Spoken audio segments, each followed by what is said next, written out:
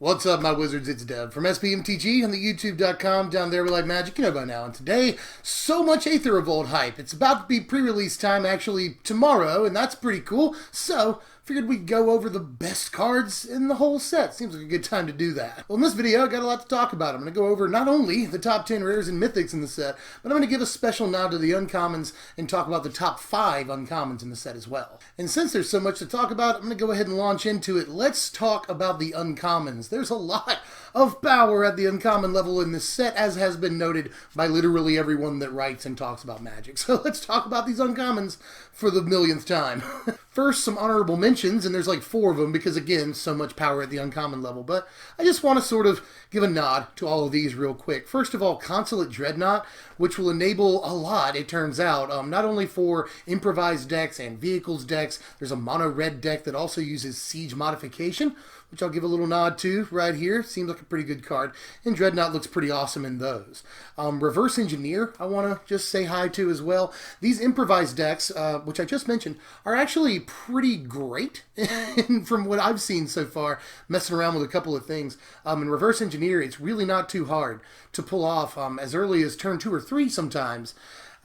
Just a 2-mana draw 3, so Reverse Engineer is absolutely crazy for an uncommon. And then a final tip of the hat to Ornithopter here. You're back in the format, and it's pretty awesome to have you back because you not only enable those improvised decks that I was just talking about twice already, but you also enable Cheerios a little bit better, and that combo needs all the pieces it can get. So Ornithopter, glad you're back. As far as the actual top 5 uncommons, I'll start the list with Tezzeret's Touch right here. Tezzeret's Touch just looks pretty good as sort of a stand-in for Ensoul Artifact in Standard and in Frontier. I guess if we're doing that, you get to play 8 Ensouls in one deck. That's pretty cool.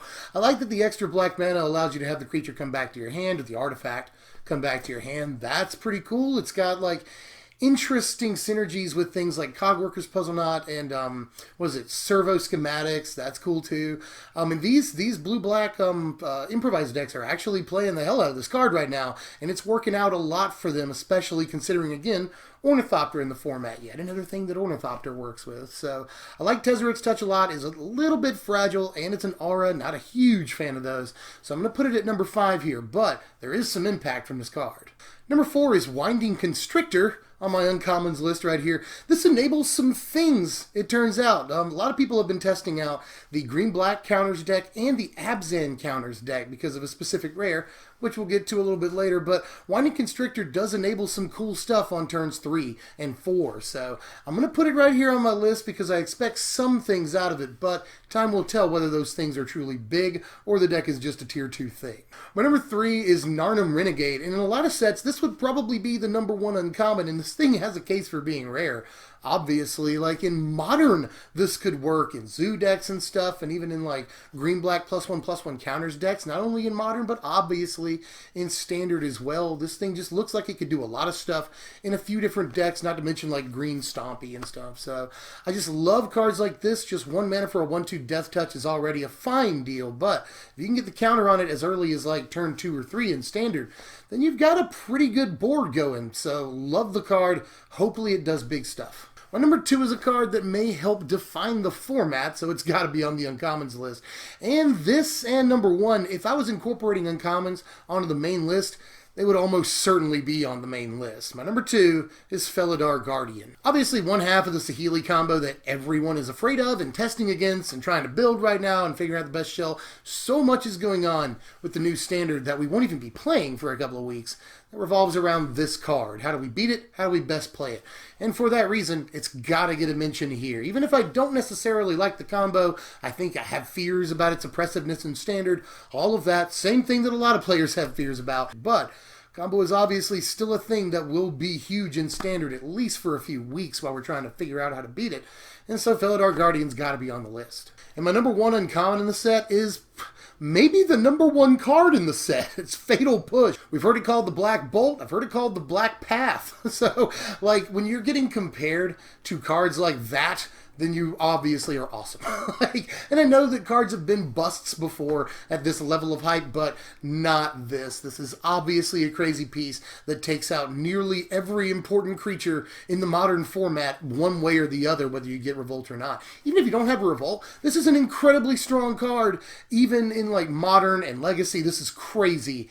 even without Revolt. So maybe possibly the best card in the set. Definitely the best uncommon, hands down. But now we're into the meat, the rares and mythics in the set. I'm going to do my top 10 here, but as usual, I've got an honorable mention. And this one is pretty important because any of these could actually be on the list if they weren't honorable mentions. You'll see what I mean in a second. My honorable mention for this top 10 list is all of the rare legends in this set. There's 5 of them. They're all monocolored. You know what I'm talking about. Let me go over these real quick here. SRAM could be really, really good in the Cheerios deck. Another piece for that. And he's a good commander. So there's that too. All of these could be at least decent commanders. But I like SRAM a lot. And he could fit into a bunch of different decks. So yay SRAM. I hope you do some work in Cheerios. There's also Baral. And Beryl looks pretty okay. He might be pretty good in the blue-red spells deck or the blue-X spells deck at this point. Who knows? Maybe the Dynavolt Tower deck, which is a little bit more control-y. The way a lot of people build it. So this could go in that. This is also a pretty decent commander, or at least a card for commander, if not the commander of your deck itself. So obviously Beryl looks strong and has a couple of good modes on him, no doubt. So looks good to me. I want him to at least be talked about on this list somewhere. There's also Yahini, who just like the last couple of cards, just enables some decks, which it looks like that's what these legends are supposed to do. But this enables like the Zulaport Cutthroat or Aristocrat style decks in the format quite a bit. It could get huge over the course of the game too, and it's just really good for activating Revolt. Lots of good things about Yahini. So here's hoping she does some work in the format, although I'm not entirely sure, but if she does, it'll be while we have Zulaport Cutthroat. There's Rishkar, this green legend right here, who will be pretty good, it looks like, in the +1/+1 counters deck with Winding Constrictor. In case you haven't seen this yet, you go turn 2 Winding Constrictor, turn 3 Rishkar, and then suddenly, on turn 3, you've got a 4/4 and a 4/5, both of which can tap for mana, and you can just cast like Verder's Gearhold next turn, and things start getting really out of control, so especially if you played a 1-drop. So looks pretty awesome to me. That's a pretty sweet interaction with Winding Constrictor, and if the card's going to be a thing, it'll probably be because of that. And finally, Kari Zev, as far as these legendary honorable mentions here, I think Kari Zev could be the other Smuggler's Copter in the format that helps replace that card, especially in a mono-red deck. I'm not sure that green-red energy wants to fit this. I'm not sure that red-white vehicles wants to fit this that much because it doesn't crew vehicles very well. So if it's going to be a thing, it's going to be in a mono-red aggro deck, but that certainly looks like a shell that could possibly be a thing. So I like Kari Zev a lot. But now, finally, we've gotten past the uncommons, the honorable mentions, all that mess. It's time to talk about the top 10 rares and mythics for realsies in the set. And I'll start off with a guy that could be an honorable mention if all the legends weren't, and that's Tezzeret. I at least wanted to give Tezzeret a spot on the list, if only so I could talk about him for just a second, you know? In the blue-black or even Esper Artifacts deck, people are saying that with Saheeli combo in the format, this might be a little bit too slow to play, at least at first. So, he's all the way down here at number 10, but if those decks ever get some breathing room and either Felidar combo falls by the wayside, or maybe they ban Felidar Guardian after the Pro Tour, it could also do that, then maybe this card will have the breathing room to actually do some work. If Esper Artifacts or even Grixis Artifacts is a thing, this helps fix our mana at the very least, and at best, it's a win button. So, gotta give some love to Tezzeret. Looks like a pretty solid Planeswalker. A lot better than the other one, at least. My number 9 is Greenbelt Rampager. This could also make Mono Green Stompy a thing and be a pretty good piece for the green-red energy deck on like turn 3, you know. You'll play something on turn 1, turn 2, and then turn 3 you'll play a 2-drop and Greenbelt Rampager, and that'll be a pretty sweet board on turn 3, if I say so myself. So this looks like a pretty decent card for that deck. A 1-mana 3/4 is always something you want to take a look at, and it'll probably see at least some testing play in this format. My number 8 is a little bit surprising. This is Oath of Ajani right here, and I never really got a chance to talk about this card during spoiler season. I didn't do a video on its individual spoiling, and all I really ever said about it was like, it's okay. But it turns out the card looks a little bit better again at first glance, or than it did at first glance, to me. Oath of Ajani has a couple of decent plays in this format. Turns out you could always go like, obviously turn 1 1-drop, turn 2 Oath of Ajani, turn 3 Gideon. That's one thing everyone's talking about. But people are also saying you could just play like Servant of the Conduit on turn 2, and that would also give you a turn 3 Gideon, all that stuff. But Oath of Ajani is a little bit harder to remove, and it's got sort of a second mode on it. I like that it's good early game, turns 2 or 3, put some counters on a guy, or 2 guys even, and then play a Planeswalker earlier than you're supposed to. Pretty good early game mode, but also late game in a tokens build or anything that likes to go wide. The other way you can play it looks pretty great to me. You've got a board with like 8 to 10 creatures on it. They all get +1/+1. You don't really care about the Planeswalkers being cheaper at that point. Just making all your entire board bigger is also pretty dope. And this has a pretty good play with the next card we'll talk about too. So for green-white Abzan counters decks, or like green-white tokens, green-white humans even, because that'll play Gideon, this just looks pretty good in like 4 decks. So had to at least point to it on the list. It could be a decent card because it already slots into some stuff. My number 7 is SRAM's Expertise, and this is a little bit farther up the list than I would really want it to be, but I have to evaluate it objectively, and I think, again, the format might at first be much too quick for this 4-mana card, not to mention that it occupies the same spot on the curb as Gideon. But I think this might be worth playing as maybe a 2 or 3 of alongside Gideon. I might still want to play Gideon in those decks,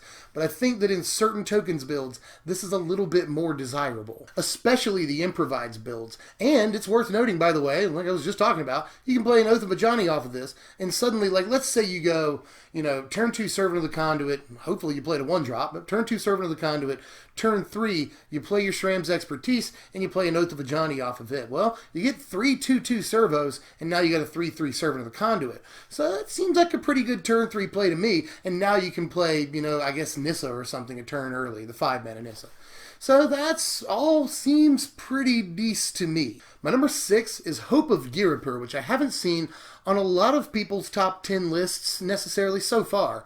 But I think this card actually has a fair amount of play in this format, even as just a 1-mana artifact that you can sacrifice at will. Even if it hasn't done combat damage, you can still sacrifice this at will. So it'll trigger Revolt, it'll trigger Zulaport Cutthroat, it'll trigger any other things that need, like now you have an artifact creature in the graveyard for the Delirium deck. So that's 2 different things for Delirium right there. I think this card just has so much play right now, even disregarding the Hate Bear status of it. Just as a 1-mana card that any deck can play at all on turn 1 and can sacrifice at will is a ton of play in a format that cares a lot about artifacts and a lot about sacrificing things and a lot about putting artifact creatures in the graveyard. So just so many things this like Superman Swiss Army knife card can do that I think it's going to see at least some play, maybe sideboard play, but I think that other decks can fit it. The improvised decks, the Delirium decks, there's a lot of stuff actually, blue-black artifacts, any artifact aggro deck, which we're looking at a couple of builds of that don't want to have certain cards cast against them, whether they be counterspells or Saheeli Rai on turn 3 or 4, then this card looks like it just does so much work. Crazy Hate Bear that any deck can play. Gotta put it at number 6. My number 5 is Spire of Industry, just because it enables so much. A lot of these improvised decks that I've been talking about, their mana bases are a bit shaky. They'll play anywhere between 22 or 23 lands, and whether you play on or off color in this format, you can't really count on lands coming into play untapped on turn 1 all the time. So unless you play a butt ton of basic lands. So there's that. But at the same time, it's not something you can always count on. Spire of Industry takes a lot of pressure off of those mana bases. And not to mention, it's just good. It could see a lot of play in Commander. And there are people, not just me, but other Magic writers, talking about this card's flexibility in Modern, and maybe we'll play some mix of Glimmer Voids and Spire of Industries in those affinity decks. So Spire of Industry looks like it's got a lot of play in a lot of formats and could enable a bunch of different mana bases in Standard and give us incentive to play artifacts. So love a lot of things about Spire of Industry. Anytime they print a land that produces any color of mana, it'll probably end up on my top 10 lists. Number 4 is another surprise, I would imagine, for a lot of people, but all the way up here at number 4 on my list is Aether Sphere Harvester. Okay, lots of good things about Aether Sphere Harvester. Not only is it an artifact creature, something we're looking to play in this format, I've said that a bunch of times, but it also produces energy. When it comes into play, that's good. You can use that energy to give it lifelink and race aggro decks. That's also good. It's got 5 toughness in the air, so it beats Grasp of Darkness, it beats Harness Lightning a lot of the time, it beats pretty much every important piece of removal this side of Murder, or like Anguished Unmaking, Unlicensed Disintegration.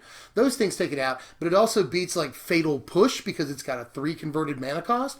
So many good things about this card. Goes over or under a lot of removal in this format right now, and it's got flying. You can give it lifelink. That's actually a very underrated ability. It produces energy when it comes into play. It's got an Enter the Battlefield trigger. It's an artifact. Like, look at all the stuff that this card does. I really hope that I'm changing your mind about Aether Sphere Harvester, because this card looks crazy. And did I mention it crews for very, very, very little? So I'm not saying that it replaces Smuggler's Copter or anything, but I just think there are too many good things about this card to ignore. Card looks pretty stock to me. My number 3 is Yahenni's Expertise right here. Probably the best of all of the expertises for my money. I like the white one too, but this will be a staple in black control decks and even maybe black mid-range decks for the entirety of the format, especially black mid-range when you think about it. I mean, in control, you can play like an Anticipate off of this or something, but I think this actually has a lot of play in mid-range where you can play creatures and stuff off of it, so that's good. You know, you can play like a Liliana off of this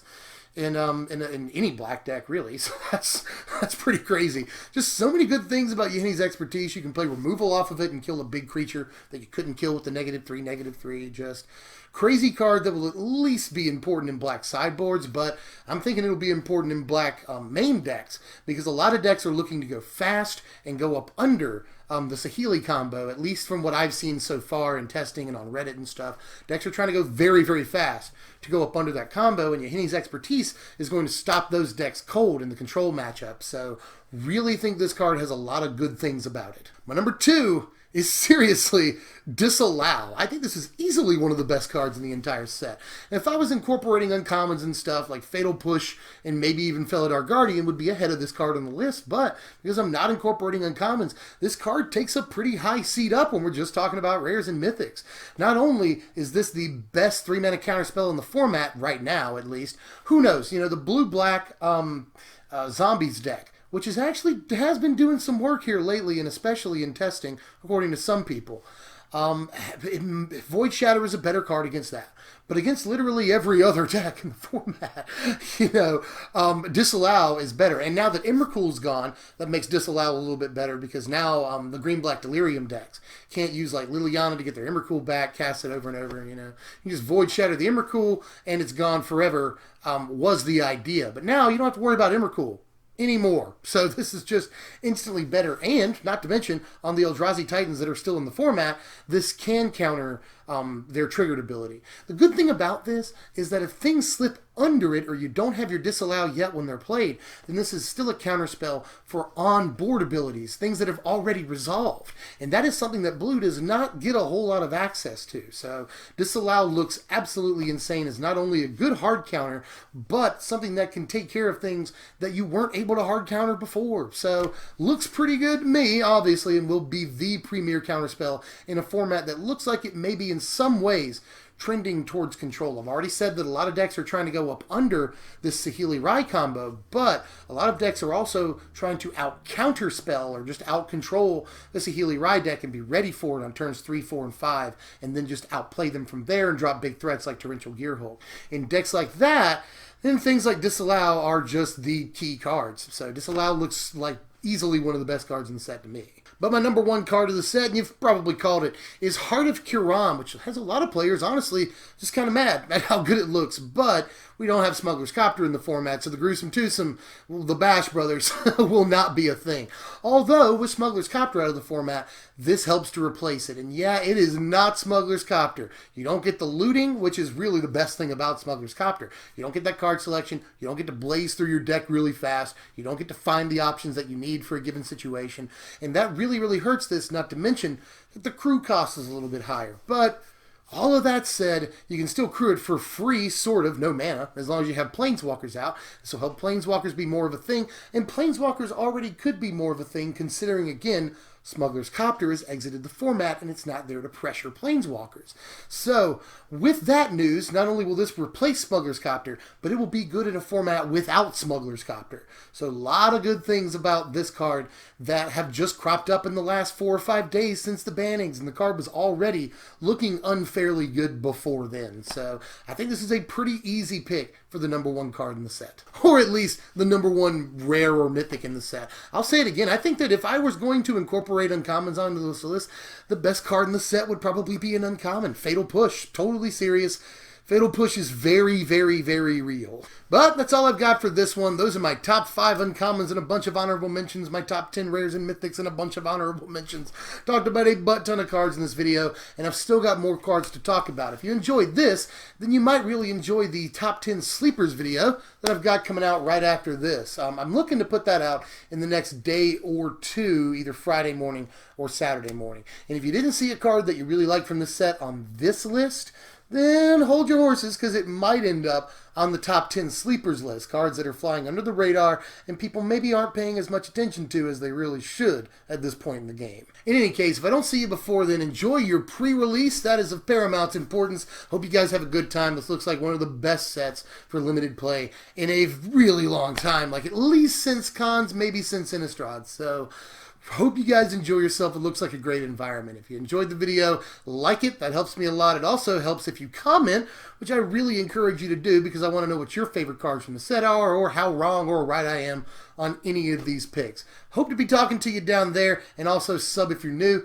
and hit that bell so you get the notifications. I'm talking with my hands a lot. Do the thing, blah, blah, call to action YouTube stuff. And I will see you guys next time. I'm Deb from SBMTG. Thanks for watching, my wizards.